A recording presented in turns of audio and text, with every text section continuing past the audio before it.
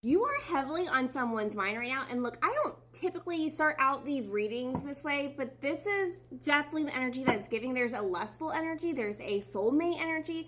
There's that I want all of this with the mess and the complications and all of it. I don't even care. Yeah, you're just very heavily on someone's mind today.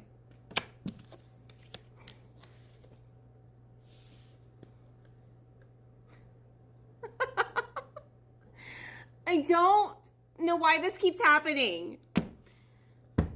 Confusion. Twin flames. So possibly someone else has been on your mind too. There's a very strong desire that's happening between both of you telepathically. And what do we get when we get confusion and conflicted? Confliction. A little pain. There's a little pain in this connection. I'd say so. Runner. Oh my gosh. You know, this feels definitely like a situation that you had to draw a very hard boundary with someone that you didn't want to. Look, it was a very deep connection, clearly. And it came with a lot of chaos attached to it. It's like understanding the importance and the value of this connection, but also understanding that there's free will, and whatever is going on with this twin flame, you gotta let them run till they get tired, and you can't be there to chase them. Very painful. It feels like I have to do this even though it's not what I want to do. I'm sorry, I just heard with our hands class, I follow you into the dark. I know it's some kind of emo song from like the 2000s. Someone leave a comment. You know I never know what the freaking songs are. Death Cab.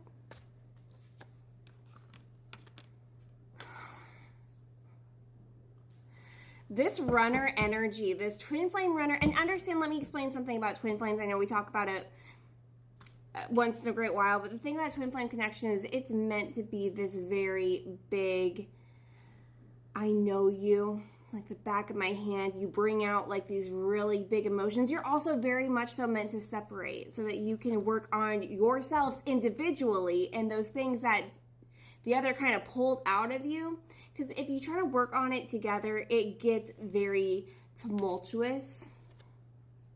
And this kind of feels like what happened in this particular dynamic is the depth got too much for them to handle. That was when we separate, we need to work on our things. There's a very good chance here that they need to learn to run without the desire of being chased and to work on those things. Work on emotional maturity, being able to have hard conversations and sit in uncomfortability. The bigger issue, it's like the more they ran, the more that you felt like it didn't mean as much to them. And that's something that you kind of had to work on too during this separation. The boundary was, I know what this is, but I can't sit in this and wait for you. Do the work or don't. It's built up a lot of bitterness too. A lot of bitterness, a lot of anger, a lot of resentment, hurtful words. It's like you have this knowing of how important this connection is and you're ready. It's like that annoying part of the healing where it's like, I'm ready. Why can't you just be ready? Like, let's do this. Like, this could be great. How can you not understand how great this could be? And they're not done running yet. And it creates like this very big frustration, but that's what the change of perspective is you stop chasing because it's like, oh, everyone's on their own separate timelines here. And just because I'm ready, maybe there's a few more hurdles they need to fall trying to jump over before they realize that.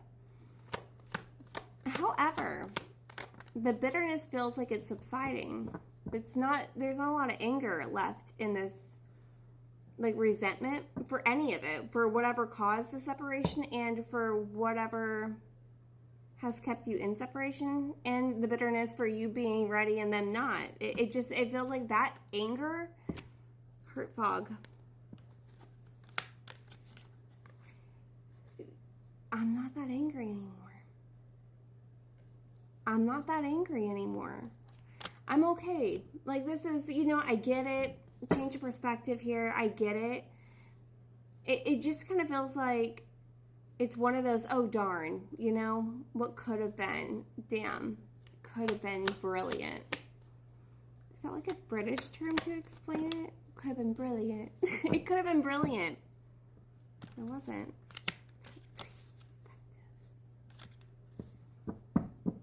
You know, it's like you finding your own personal happiness and your happiness not relying on if this connection comes back together or not. However, we are getting like there's that from the very beginning, like we kept getting that soulmate energy. There's a lust and there's this desire.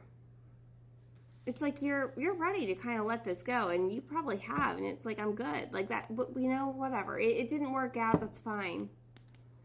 And yet we still have this longing. This I'm getting the underbelly longing for one another, but not in just any form. It has to be right.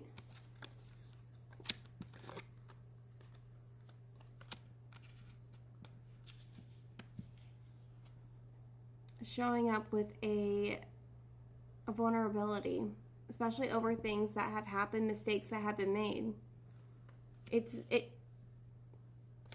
It's like you two are getting more open to it's not wanting to fight over any of the things.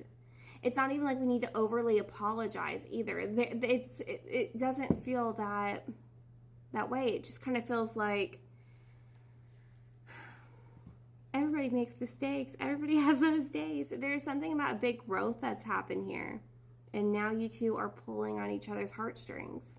Let's go to part 2 and let's see where that pulling's going to lead.